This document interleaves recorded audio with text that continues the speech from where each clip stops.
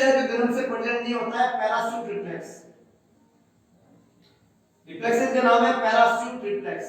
Parachute reflex, parachute क्या होते हैं, है ना, जब आप हवाई जहाज के अंदर यात्रा कर रहे हो और अचानक से आपका प्लेन जो है वो क्रैश हो जाए, तो वहां से जो यंत्र काम है लेके आप नीचे की तरफ जंप करते हैं, उसको क्या बोलते हैं, पैराशूट बोलते हैं।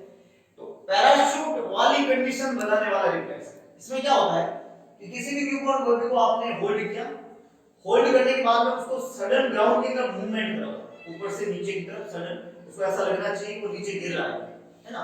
आपने अगर इसको सडन ग्राउंड की तरफ मूवमेंट कराएंगे तो न्यूबॉर्न बेबी क्या शो करेगा इस रिफ्लेक्सेस में, अपने जो हैंड है उसको आगे की तरफ एक्सटेंड कर देगा अपनी बॉडी को प्रोटेक्ट करने के लिए। अगर अपन सड़क पे चल रहे हैं और चलते चलते अचानक अपन जो है एकदम गिरने लगते हैं, तो अपन क्या करते हैं, अपने हाथ को आगे कर देते हैं ताकि अपनी बॉडी का क्या हो जाए, बचाव। इस रिफ्लेक्स का नाम है पैराशूट रिफ्लेक्स। और अपन हैंड जानबूझ के आगे नहीं करते, मतलब आप चल रहे हो तो कितना फास्ट स्पीड से आप जैसे जैसे जल्दी अचानक से आप गिरने लगते हो तो कितना फास्ट स्पीड से आपके हैंड एकदम फॉरवर्ड आ जाते हैं, ये अपना आप आते हैं, क्योंकि जैसे इस तरीके का कोई मूवमेंट होगा ये रिफ्लेक्स काम करेगा। ये आज भी है अपने अंदर, लेकिन ये जन्म से नहीं होता है, इसकी शुरुआत होती है इनिशियली, है ना, और 9 महीने से पहले पहले ये स्टार्ट हो जाता है बच्चे में, और फिर ये लाइफ लॉन्ग के लिए परसिस्ट करेगा। और स्टार्ट कब होता है, 4 महीने के बाद में। हमने पढ़ा था कि 4 महीने तक बच्चा अपने हेड को एक्सटेंड करना नहीं जानता है। 4 महीने में जब सिमेट्रिकल टोनिक नेक रिफ्लेक्स आया, उसमें वो अपने हेड को क्या करता है, एक्सटेंड, और नेक को क्या करता है, एक्सटेंड, वो सिमेट्रिकल टोनिक नेक रिफ्लेक्स है। तो पैराशूट रिफ्लेक्स क्या होता है, स्टिमुलस क्या रहता है इसमें, स्टिमुलस क्या रहेगा, when the newborn is hold horizontally in prone position and a sudden movement towards the ground is carried out, act क्या करेगा बच्चा, न्यूबॉर्न सोल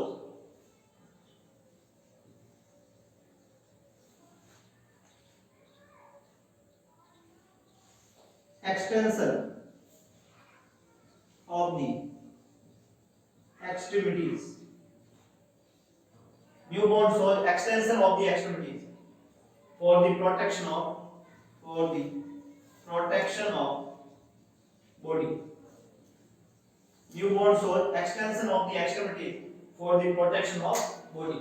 क्या था पैराशूट रिफ्लेक्स, स्टिमुलस क्या था, when the newborn is hold horizontally prone position, एक sudden movement कराते हैं हम ग्राउंड की तरफ।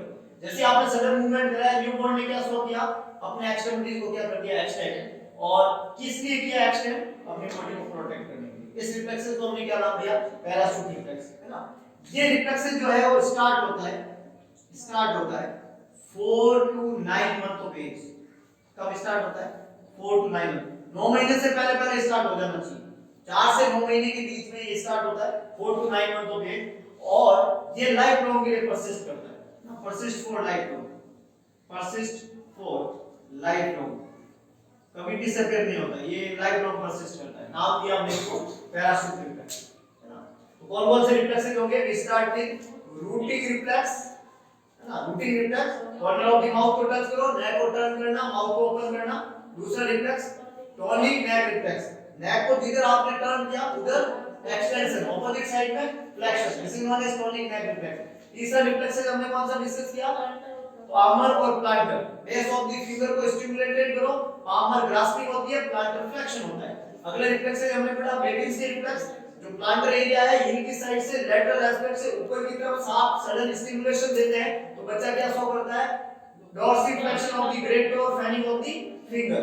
अगला रिफ्लेक्स हमने कौन से पढ़े, Moro and startle reflex. Moro reflex में क्या था, नेक को सपोर्ट देते हैं, सडन सपोर्टिंग हैंड होता है, नेक बैकवर्ड फॉल होती है, तो बच्चा क्या शो करेगा, एडक्शन, एडक्शन एंड राइट। और अगला रिफ्लेक्स था स्टार्टर रिफ्लेक्स। स्टार्टर रिफ्लेक्स में हमने क्या करते हैं, एक लाउड साउंड प्रोड्यूस करते हैं न्यूबॉर्न बेबी के ईयर के पास में। जैसे आपने सडन लाउड साउंड प्रोड्यूस किया, बच्चा क्या शो करता है, एडक्शन, एडक्शन, राइट।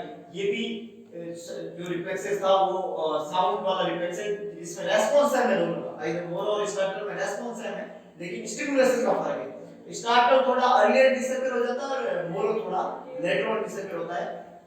इन सारे रिफ्लेक्सेस के अंदर इनिशियली जो 7 रिफ्लेक्सेस हमने पढ़े उसमें मोनो सबसे अच्छा रिफ्लेक्सेस है ब्रेन का और न्यूरोलॉजिकल इवैल्यूएशन के लिए। रिफ्लेक्सेस सारे के सारे नर्वस सिस्टम का इवैल्यूएशन भी कराते हैं ना। आपको बिल्कुल पूछे रिफ्लेक्सेस किसका इवैल्यूएशन करा रहे हैं तो डेवलपमेंट का। डेवलपमेंट कहां से होता है? सेंट्रल नर्वस सिस्टम के माइलिनेशन से। तो रिफ्लेक्सेस अल्टीमेटली न्यूरोलॉजिकल एग्जामिनेशन का पार्ट है कि नहीं। इसके अलावा हमने डोर्सल रिफ्लेक्स पढ़ा, वहां पे हमने फॉरवर्ड स्टेपिंग रिफ्लेक्स पढ़ा, हमने प्रोट्रूजन टंग रिफ्लेक्स पढ़ा, ग्लैंडुलर रिफ्लेक्स पढ़ा, लैंडो रिफ्लेक्स पढ़ा, गैलार्ड रिफ्लेक्स पढ़ा और ये रिफ्लेक्सेस का क्या नाम है? Parachute. These all are the primitive reflexes। ये सब रिफ्लेक्सेस को हम कौन से रिफ्लेक्सेस बोलते हैं?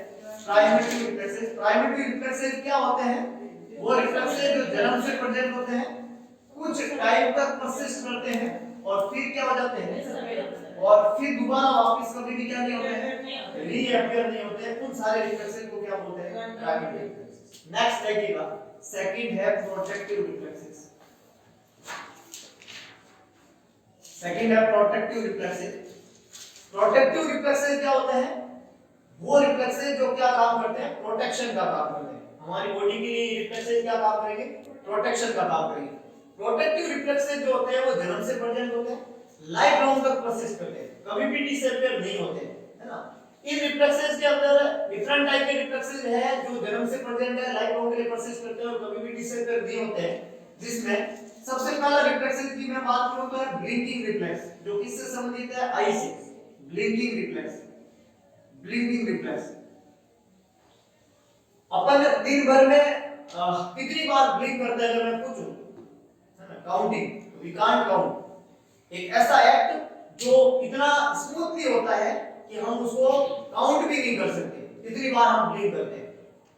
क्यों होता है ये रिफ्लेक्स? क्यों कैरी आउट होता है? जब भी अपनी आंख जो होती है, ब्लिंकिंग रिफ्लेक्सेस दिया हुआ है, हमने बोला ये कौन सा रिफ्लेक्स है? प्रोटेक्टिव। ये किसका प्रोटेक्शन करता है? आई बॉल का, है ना। हमारी आंख के बाद पल के होती है और ये जब भी अपनी आई के अंदर इरिटेशन होता है तो ये क्या करती है? ब्लिंक करती है। जैसे नॉर्मली अपनी आंख खुली रहती है और खुली रहती है, इसमें हवा लगती है, हवा लगती है तो ड्राई होता है ना। बाहर की हवा जैसे आंख को लगती है, आंखें होने लगती है ड्राई। जैसे ये ड्राई होने लगेगी इसमें इरिटेशन फील होगा। इरिटेशन फील एक सेंसेशन है और आंख का सेंस कराने वाली नर्व होती है क्रेनियल नर्व, और इस क्रेनियल नर्व का नाम है ट्राइजेमिनल नर्व।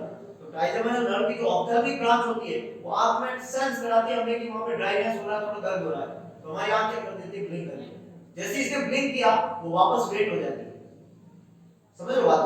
तो जैसे स्टिमुलस गया पेन का, ड्राइनेस का, तो उस समय हमारी बॉडी ने क्या शो करवाया? एक मूवमेंट कराया, ब्लिंक करवाया। ये रिफ्लेक्सेस क्या कहलाता है? Blinking reflex. एक तरीका तो ये होता है। दूसरा तरीका, अगर आप आंख की तरफ कोई एक सडन स्टिमुलस लेके जाते हो तेजी से, तो आंख आपकी क्या हो जाती है? बंद। क्योंकि जो जैसे सडन स्टिमुलेशन आता है अपनी आई को ये एहसास होता है कि उसको इंजरी होने वाली है, और हमने बोला ये रिफ्लेक्सेस क्या है? प्रोटेक्शन। तो अपनी आई क्या कर जाती है? ब्लिंक। तो ब्लिंकिंग रिफ्लेक्स कौन से ऑर्गन का प्रोटेक्टिव रिफ्लेक्स है? आई। और किसका प्रोटेक्शन करती है? Eye ball. किसका प्रोटेक्शन करती है? आई बॉल का, है ना। जब आपकी आई इरिटेट होती है तो एक आई की तरफ जैसे ही कोई सडन मूवमेंट करो या आई का ड्राइनेस हो गए, इरिटेशन हो गए, तो आई क्या करती है? ब्लिंक करती है। जिसमें सेंसरी काम जो होता है, पता कैसे चलता है आई में इरिटेशन हो रहा है? तो वो फिफ्थ क्रेनियल नर्व के द्वारा पता चलता है। किससे पता चलता है? Fifth cranial nerve. पांचवी जो क्रेनियल नर्व है उससे पता चलता है कि आई में क्या हो रहा है? इरिटेशन। और फिर मूवमेंट कौन सी क्रेनियल नर्व कराती है? मोटर। और मोटर कौन सी कराती है? Third cranial nerve. Third cranial nerve जो मोटर नर्व है, ओक्यूलोमोटर इसको नाम देते हैं। ओक्यूलो वर्ड आई के लिए काम लेते हैं। तो ये मूवमेंट का काम कराती है।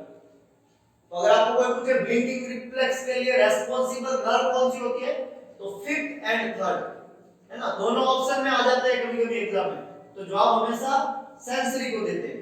बिना सेंस के मूवमेंट नहीं होते। तो स्टिमुलस किससे होता है? सेंस किससे होता है? फिफ्थ से। तो फिफ्थ क्रेनियल नर्व से सेंस होगा और फिर थर्ड क्रेनियल नर्व क्या कराएगी? मूवमेंट कराएगी। रिफ्लेक्सेस को क्या नाम दिया आपने? Blinking reflex. अगला प्रोटेक्टिव रिफ्लेक्सेस की बात करते हैं अपन रेस्पिरेटरी सिस्टम की। तो रेस्पिरेटरी सिस्टम के प्रोटेक्टिव रिफ्लेक्सेस के अंदर दो इंपॉर्टेंट रिफ्लेक्सेस है। एक रिफ्लेक्सेस है अपर रेस्पिरेटरी ट्रैक्ट का, एक है लोअर रेस्पिरेटरी ट्रैक्ट का। अपर रेस्पिरेटरी ट्रैक्ट का रिफ्लेक्सेस है स्नीजिंग रिफ्लेक्स। क्या नाम देते हैं? और लोअर रेस्पिरेटरी ट्रैक्ट का रिफ्लेक्सेस है कफिंग रिफ्लेक्स। क्या नाम देते हैं? Coughing reflex. एक रिफ्लेक्स का नाम है sneezing reflex, upper respiratory tract का रिफ्लेक्स है, और coughing reflex lower respiratory tract का रिफ्लेक्स है। अगर आप अपर रेस्पिरेटरी ट्रैक्ट को कोई स्टिमुलस देते हैं, आइदर नोज और ये जो एरिया है फेरिंक्स और लैरिंक्स, इस एरिया के अंदर अगर कोई स्टिमुलेशन देते हैं तो जो बेबी है वो क्या शो करेगा, या इंडिविजुअल जो है वो क्या शो करेगा? स्नीजिंग। आप कोई भी एक चीज ले हो, मतलब जैसे बॉटल लिया आपने और नोज को आप स्टिमुलेशन दो तो आपको क्या होगा? स्नीजिंग होगा। कोई भी अनवांटेड थिंग अगर नोज में चली जाती है और नोज का इरिटेशन होता है तो हमें क्या होता है? स्नीजिंग। स्नीजिंग रिफ्लेक्स को कौन किसका प्रोटेक्शन करता है? रेस्पिरेटरी सिस्टम का, और कौन से ट्रैक्ट का? अपर रेस्पिरेटरी ट्रैक्ट का। और कफिंग रिफ्लेक्स जो होता है वो लोअर रेस्पिरेटरी ट्रैक्ट का प्रोटेक्शन करता है। अपर रेस्पिरेटरी ट्रैक्ट के अंदर तो आपका क्या आ जाएगा? नोज एंड फेरिंक्स, है ना, ये आता है नोज एंड फेरिंक्स। और लोअर में क्या आ जाएगा? फिर larynx, trachea and bronchi, trachea and bronchi and alveoli, जिससे लंग्स बने होते हैं, एल्वियोलाई, है ना। तो अपर रेस्पिरेटरी ट्रैक्ट में आ गया आपका नोज एंड फेरिंक्स, ये अपर रेस्पिरेटरी ट्रैक्ट का पार्ट, और larynx, trachea, bronchi and alveoli किसमें आ गया? लोअर रेस्पिरेटरी ट्रैक्ट में। स्नीजिंग जो है वो किसका रिफ्लेक्सेस है? अपर रेस्पिरेटरी ट्रैक्ट का। और कफिंग किसका रिफ्लेक्सेस है? Lower respiratory tract. तो प्रोटेक्टिव रिफ्लेक्सेस में एक हो गया ब्लिंकिंग, और रेस्पिरेटरी ट्रैक्ट से संबंधित दो रिफ्लेक्सेस है स्नीजिंग और कफिंग। थ्रोट के दो रिफ्लेक्सेस, एक रिफ्लेक्सेस को नाम देते हैं स्वेलोइंग और एक रिफ्लेक्सेस को नाम देते हैं गैगिंग। स्वेलोइंग और दूसरा रिफ्लेक्सेस क्या होता है? गैगिंग। कोई भी चीज जब गले में चली जाती है तो हमारा जो इसोफेगस है, ये सिस्टम जो है, या तो उसको थ्रोट से क्या कर देता है? स्वेलो, या उसको क्या कर देता है? गैग। मान लो आपने कोई चीज ली माउथ के अंदर, तो जब वो आपके थ्रोट तक जाएगी तो थ्रोट पे जाने के बाद में आप अगर उसको अंदर की तरफ ले लेते हैं तो ये स्वेलो है, और अगर आप उसको बाहर निकाल देते हैं उसको क्या बोलते हैं? गैगिंग, है ना। अगर आप उसको आउटवर्ड निकाल देते हैं, बाहर निकाल देते हैं, वो तो गैगिंग है। और अगर आप उसको अंदर एंगल कर लेते हैं, अंदर ले लेते हैं, उसको क्या बोलते हैं? Swallowing reflex. तो दो रिफ्लेक्सेस यहां पे काम करते हैं जो जीआई सिस्टम से संबंधित है, थ्रोट से संबंधित है। एक को बोला स्वेलोइंग और दूसरे को क्या बोला? गैगिंग। और लास्ट जो है वो दो लोअर साइड में जीआई सिस्टम है, उसको नाम देते हैं वोमिटिंग, है ना, जो कि आपका जो स्टोमक है उससे संबंधित है। अगर कोई अनवांटेड मटेरियल स्टोमक को इरिटेट करता है ना, आपने स्वेलो किया और कोई चीज स्टोमक में चली गई, स्टोमक उस चीज को एक्सेप्ट नहीं कर रहा है, स्टोमक वो चीज स्टोमक को इरिटेट कर रही है, तो अपना स्टोमक उस चीज को वापस बाहर निकाल देता है। तो बाहर निकालने का प्रोसेस है वो क्या कहलाता है? वोमिटिंग, है ना। मतलब जैसे आपने स्वेलो कर लिया, हमने बोला कि आपका जो थ्रोट है, थ्रोट से इसोफेगस, और इसोफेगस जाके किसमें खुलता है? स्टोमक के अंदर, है कि नहीं है। तो स्वेलोइंग तो होगी थ्रोट से, स्वेलो करने के बाद वो मटेरियल कहां चला गया? स्टोमक में। अब वो स्टोमक को इरिटेट कर रहा है, स्टोमक उस फूड मटेरियल से परेशान हो रहा है। जब वो परेशान होएगा तो उस फूड मटेरियल को बाहर निकालना चाहेगा, तो ये वापस रिफ्लक्स कराता है, ऊपर की तरफ लाता है, गले में लाता है और बाहर निकालता है। इतना ज्यादा प्रेशर क्रिएट करता है कि वो बाहर आ जाए। जब ये वास्तव में बाहर आ ही जाता है वोमिटस के रूप में, तब इस रिफ्लेक्स को हमने नाम देना वोमिटिंग रिफ्लेक्स। तो पहला रिफ्लेक्स कौन सा हो गया? ब्लिंकिंग। दूसरा कौन सा हो गया? स्नीजिंग। फिर हो गया कफिंग, फिर हो गया स्वेलोइंग, फिर हो गया गैगिंग, फिर हो गया वोमिटिंग। ये सारे के सारे रिफ्लेक्सेस किस कैटेगरी के अंदर आते हैं? Protective reflexes. There is two type of reflexes, one is primitive and one is protective. Primitive reflexes जो जन्म से प्रेजेंट थे, कुछ टाइम तक परसिस्ट करते हैं और फिर क्या हो जाते हैं? डिसअपियर हो जाते हैं, दोबारा कभी भी रीअपियर नहीं होते हैं। प्रोटेक्टिव रिफ्लेक्सेस वो है जो जन्म से प्रेजेंट होता है, लाइफ लॉन्ग के लिए परसिस्ट करते हैं, कभी भी डिसअपियर नहीं होते, है कि नहीं? ये इनमें से कोई भी रिफ्लेक्सेस कभी भी डिसअपियर नहीं होता है। अब ब्लिंकिंग रिफ्लेक्स के लिए fifth cranial nerve responsible. Sneezing reflex, नाक में अगर कोई इरिटेशन हो रहा हो, पेन हो रहा हो, टच हो रहा हो, इसका पता भी किससे चलेगा? फिफ्थ क्रेनियल नर्व से। ट्राइजेमिनल नर्व फिफ्थ, ये इससे पता चलेगा नोज में भी, इसके लिए जिम्मेदार भी फिफ्थ क्रेनियल नर्व है। कफिंग अगर हो रही है ना, लैरिंक्स और ट्रेकिया और ब्रोंकाई जो है, इस एरिया में अगर आपको सेंस करना है तो यहाँ पे सेंस का पता कौन लगवाएगा? 10th cranial nerve. कौन सी cranial nerve? 10th, vagus. Vagus supply करती है थोरेसिक एरिया में और उससे पता चलेगा। स्वेलोइंग और गैगिंग जो है, इसके लिए जिम्मेदार भी कौन सी क्रेनियल नर्व है? 10th क्रेनियल नर्व, है ना। स्वेलोइंग और गैगिंग के लिए भी कौन जिम्मेदार है? 10th cranial nerve. ये सेंसरी पार्ट इनका मिक्स टाइप की होती है। फिफ्थ की क्रेनियल नर्व कैसी है? मिक्स है। इसके सेंसरी पार्ट की बात कर रहे हैं अपन, सेंसरी। 10th भी कैसी है? मिक्स है, लेकिन हम किसकी बात कर रहे हैं? सेंसरी। तो सेंसरी से ही सेंस होगा, और सेंस होगा, स्टिमुलस होगा, तभी मूवमेंट होगा। तो 10 से वॉमिटिंग जो होती है उसके लिए जिम्मेदार भी कौन सी है? 10th cranial nerve।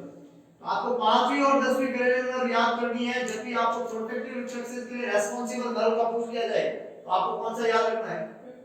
5th and 10th। ये दो cranial nerve से हमें सेंस होता है, और सेंस होगा, स्टिमुलस होगा, तभी मूवमेंट होगा। इसलिए सेंसरी को हमेशा प्रायोरिटी एग्जाम में कभी भी रिफ्लेक्सेस से संबंधित cranial nerve पूछी जाए तो आपको इन्हीं cranial nerve के नाम लेने हैं, और ये सारे के सारे रिफ्लेक्सेस आपको पता होना चाहिए।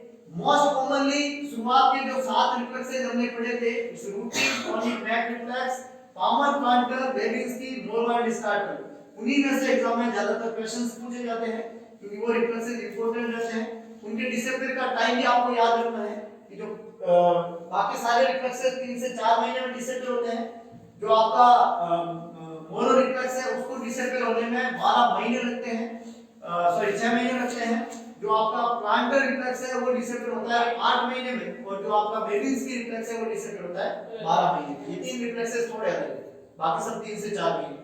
और दो रिफ्लेक्सेस हमने पढ़े थे, लैंडो और पैराशूट, जो जन्म के समय प्रोजेक्ट नहीं होते, बाद में एक्टिव होते हैं।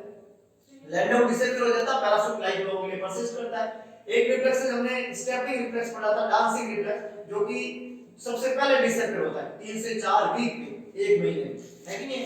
इस तरीके से ये सारे के सारे जो रहते हैं वो नियोनेटल रिफ्लेक्सेस होते हैं।